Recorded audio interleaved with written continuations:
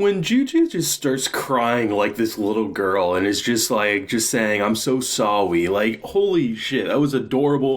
It was hilarious because you go from her being like, I misjudged Marin because I thought she was this total bitch who just didn't understand what a character was, what they felt deep down inside. Turns out she's the exact same Tumblr girl who understands these deep relationships that even the author doesn't understand, apparently. And then they just connect on this spiritual level because she thought she'd just cosplay them because she liked the appeal. Holy shit. This episode did two great things that most stories wouldn't do. First of which is they put the focus on the romance on the female side. We actually focus more on Marin falling in love with Gojo first before Gojo admits that he's fallen in love with her. Even though both of them clearly have romantic feelings, even though he's a little confused about what even friendship is, so it's going to take him a bit more time, and I think it makes a lot more sense if she is a little more forward with the romance than the other way around. I mean, we've seen too many rom-coms, we've seen too many kind of like high school romance stories where it is the guy being like, oh, I don't know if I should say my feelings.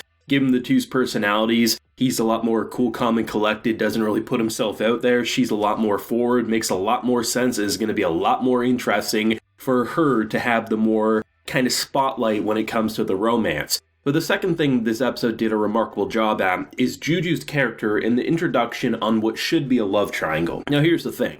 If these three are going to spend some time together, in natural anime logic you would think she might also develop feelings for Gojo. As it stands, however, instead of doing the typical, oh, Gojo is connecting with her on this deep level because she loves the Hina dolls at first before kind of smacking some sense being like, bitch, I came for a cosplay, show me some cosplay. However, it does feel like at the same time, she immediately was like, hey, I assume you guys are dating. I'm not here to try to, like, you know, step in between you. As Gojo kind of stomps off embarrassing, like, no, I've never gone steady. As Marin is just blushing at the thought of him not having a girlfriend. As it stands, they introduced what should be a conflict in these two's relationship and immediately said, I'm here for the wardrobe and I don't want to be in between whatever you two have. Even if she does start developing these feelings, it's very clear based on the character introduction as it stands, they don't want drama to be the focus, they want to keep it wholesome, horny, hilarious, and everything else in between, and that's why we love My Dress-Up Darling, is that the supporting characters aid in the relationships and the blossoming connections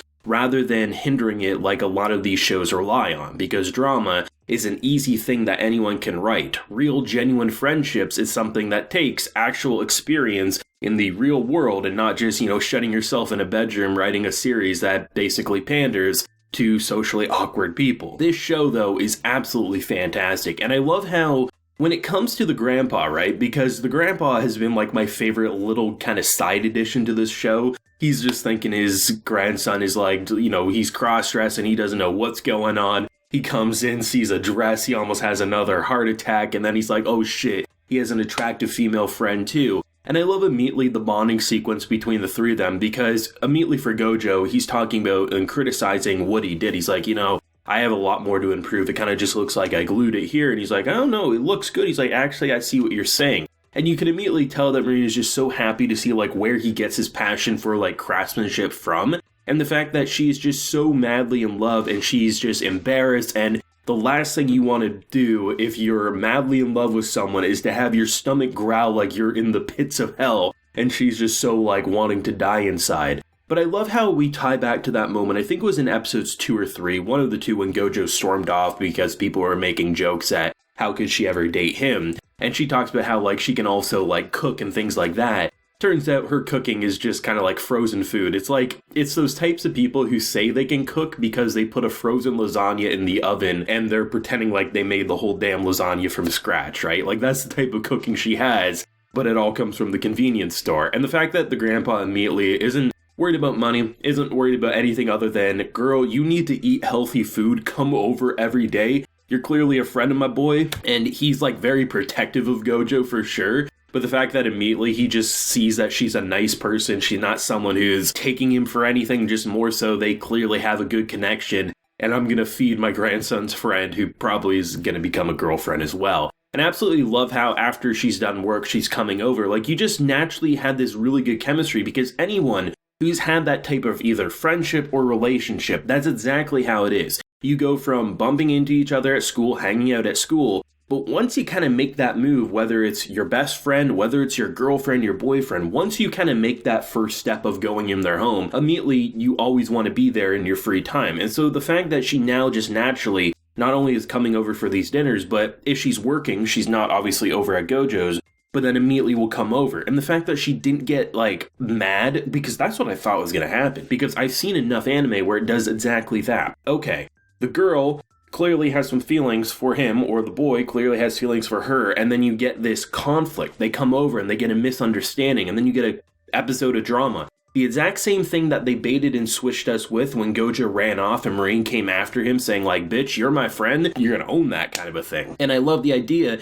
that she's not even like, oh man, there's a barely dressed female in this room. No, she's just like, this is my favorite cosplayer, and she's just attacking her like, oh my god, I'm your biggest fan. And I love how she doesn't get upset when she turns her down either, because she's like, hey, if you're gonna be this one character, why don't I be this character? And then even before she can say it, she gets turned down and just laughs at it.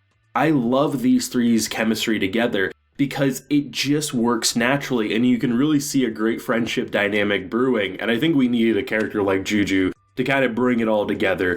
Gojo's kind of like the middleman. He's down the middle. He's not too happy. He's not too sad. He's just kind of like the average guy. Marin's bundle of positivity, and Juju's kind of like this bundle of negativity without being an edgelord, and I absolutely adore it. I do think one of my favorite things, though, in terms of the presentation has to be how they detail the anime or the visual novels that are in this world, because I love it when a studio takes that extra time to make an additional art style for something fictional in their world. Whether it's paintings on the wall, whether it's the anime they're talking about, it's visually different and distinct from their general art design, which is something that if a production has enough time, I notice it happens a fair amount, but if it's something that's, a little tighter on the deadlines, you don't get that extra attention to make it feel like this feels like a well put together product for their world that visually is different from their world, but also kind of meshes in with the aesthetic we're used to. It's something that a lot of people probably don't notice, but if it was different and wasn't as refined as it was when that anime was present,